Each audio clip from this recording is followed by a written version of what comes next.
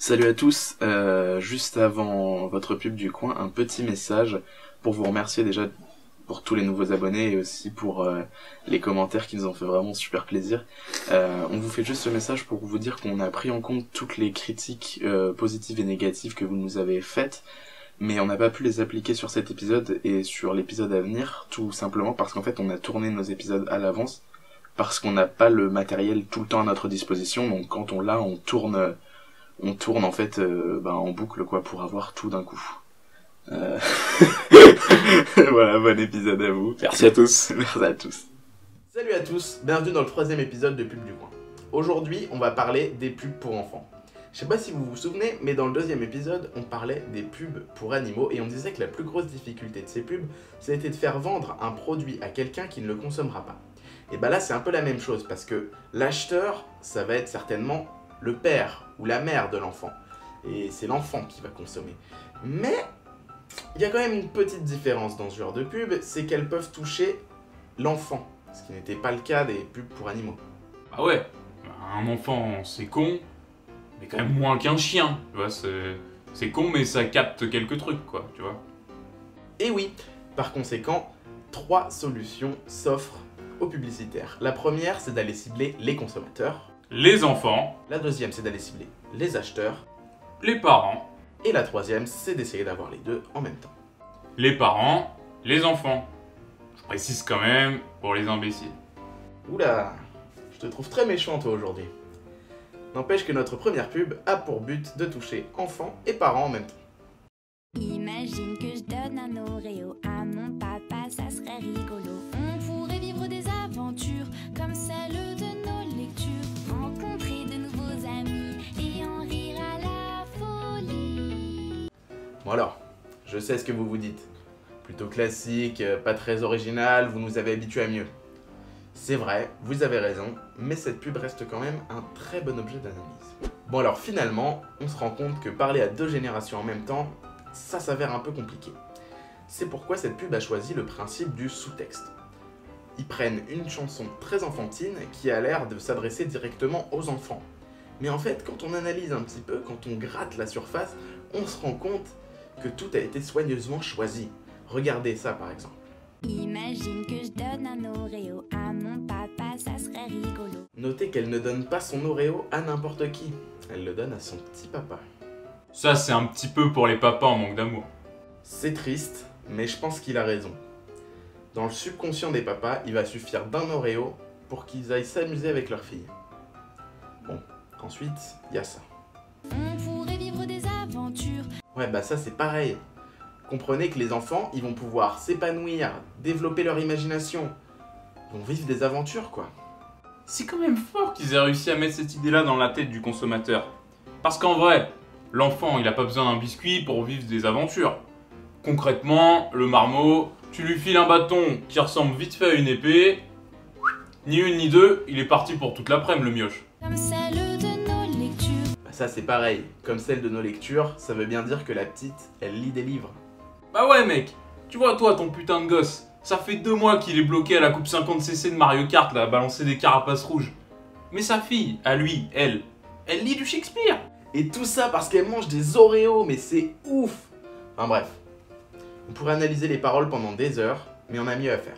Juste avant de passer à la 2e vidéo, je vais faire un petit aparté pour tous ceux qui vont pas vraiment croire à notre analyse et qui vont se dire que c'est un petit peu n'importe quoi. Je tiens à dire quand même que des pubs comme ça coûte super cher, c'est fait sur 6 mois, et je peux vous dire que sur 6 mois, on analyse tous les mots, mot par mot, tout est contrôlé. Bref, 2e vidéo. Avec Mini Délices, crée tes mini gourmandises à déguster. C'est facile et tu n'as pas besoin de mixer ni de cuire d'ingrédients. Prends dans la cuisine une tranche de pain de mie ou de brioche et installe-toi dans ta chambre avec le super atelier et tous ses accessoires pour des heures de jeu et de création gourmande. Découpe une forme dans ton pain de mie grâce au mini emporte-pièces spécialement conçu pour Mini Délices. Étale du gel pâtissier sur ta mini forme grâce à la spatule. Alors, comment résumer cette publicité ? Une bonne tranche de pain de mie avec un gel non identifié et des bonbons colorés. Oui, les pubs de chez Maxi Toys là, pour les mini délices, elles nous apprennent qu'on peut faire des pâtisseries. bon, qui sont pas vraiment les pâtisseries, mais c'est simple à faire et à déguster.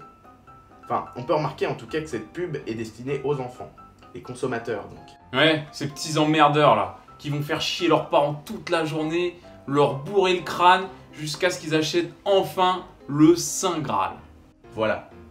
Alors il faut savoir qu'on parle différemment aux parents et aux enfants. Ici, on va avoir une publicité beaucoup plus dynamique. On va parler de façon rythmée. Et en plus, on va mettre ça sur une musique aux assonances pop-rock. Sans oublier tous les clichés de la pub pour Minette. Le rose à outrance, les fillettes surexcitées, la voix off aiguë. J'en suis pas la cible, franchement, bien heureusement. Ah bah c'est sûr que le gel pâtissier... Sérieusement? Mais du gel pâtissier, ça a l'air dégueulasse ce truc. Le gel pâtissier, oui, mais pas seulement en fait. Les décorations, les perles, les vermicelles en sucre là, ça a l'air pourritif et vomitif au possible. Enfin, certainement pas un truc qui est super pour déguster. Mais quand même, mon passage préféré, c'est celui de la dégustation justement. Du plastique. Bon, je pense qu'on a dit le principal sur cette merde. Maintenant, on peut s'attaquer à quelque chose d'un petit peu plus péchu. On va s'attaquer à Nutella, qui est un géant de la publicité en France.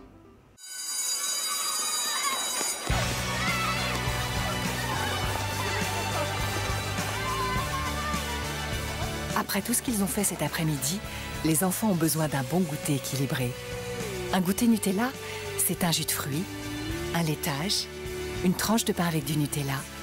Juste ce qu'il faut pour bien récupérer. Nutella, il en faut de l'énergie pour être un enfant. Bon, alors premièrement, ce qu'on peut dire sur ce spot, c'est qu'il s'attaque directement aux parents, les acheteurs du produit. Alors, bon, c'est vrai que les parents, ils vont peut-être aller mettre 2-3 cuillères dans le pot de Nutella, mais globalement, c'est pour leurs enfants. Et Nutella, ils sont très forts, on les connaît, ils ont toujours 2 thèmes qui reviennent dans leur pub. Le premier, c'est le développement de l'enfant, et le deuxième, c'est comment commencer une longue journée. Sauf que le truc, c'est que la réponse, pour eux, c'est un peu tout le temps la même. Consommez vos 2 grosses tartines de Nutella. Bon allez, on n'oublie pas le verre de lait et la pomme, quand même. Healthy Nutello. Dans cette vidéo, on voit une mère de famille qui essaye de nous faire croire que le Nutella est indispensable pour la croissance de nos enfants. Mais bien évidemment, c'est pas super crédible. Alors, qu'est-ce qu'on a comme solution à partir de là? On va englober notre pub de ce qu'on appelle le filtre Nutella. Qu'est-ce que c'est que le filtre Nutella? C'est une musique énergique, pleine de joie et d'espoir. On crée un univers un petit peu onirique, là, on y met une bonne famille active, là, tout bien, tout beau, tout propre. Et cette famille, elle mange du Nutella. Donc on a un fond blanc pour le lait, les noisettes... Tiens, mais c'est bizarre. On voit pas l'huile de palme. Bah alors oui, Nutella, forcément, ils sont pas bêtes. Ils vont pas vous dire que leur produit est plein de graisse, plein d'huile de palme. Non. Eux, ils vont faire preuve d'ingéniosité parce qu'ils vont réussir à nous faire croire qu'un truc qui peut être nocif à forte dose est en fait un besoin quotidien pour vos enfants. Ah, c'est puissant la publicité. Mais ça a une forme de romantisme quand même, je trouve. Oui. J'imagine qu'on peut dire ça, je suppose. Enfin, en tout cas, c'est la fin de notre épisode. On y a traité 3 pubs françaises cette fois-ci. Un petit peu pas super original, c'est vrai, mais on a pu distinguer les 3 cibles principales de ce genre de pub. On espère que ça vous aura plu, n'oubliez pas de vous abonner, mettez un petit like et puis partagez, ça fait super plaisir.